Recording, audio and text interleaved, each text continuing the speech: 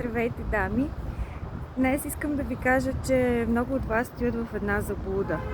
Повечето смятат, че след като мъжете им с тях и имат любовници, те ги обичат.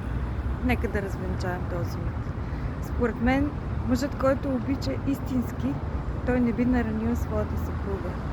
Не би изневерил, защото тя е всичко за него.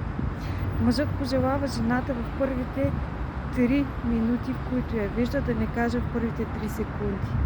Ако тогава той реши, че това е неговата жена, тя ще остане с него до тогава, до когато той реши. Защото изчезне ли мъжката любов, изчезва отношението към жената. Изчезва доброто отношение, изчезва секс. Тогава мъжът започва да търси любовница. И това, че се връща при вас, не означава, че ви обича. Означава, че когато сте му родили деца, когато имате общи бизнеси, когато имате отношения изградени с години, имате приятелски семейства и приятелски кръг, той се чувства удобно там и не иска да ви нарани, но ви наранява, намирайки друга жена, намирайки любовница.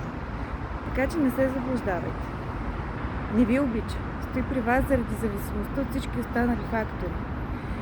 Излезте от илюзията, че когато мъжът е само с вас, той е наистина един прекрасен човек. Но когато си намерил любовница, знаете, че любовта си е отишла към вас. Тя вече се дава на някоя друга жена. И няма значение дали я представя в обществото или я крие.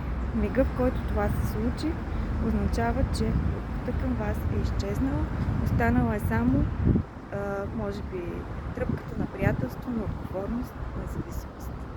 Желавам ви един прекрасен ден, живейте истински, не се заблуждавайте.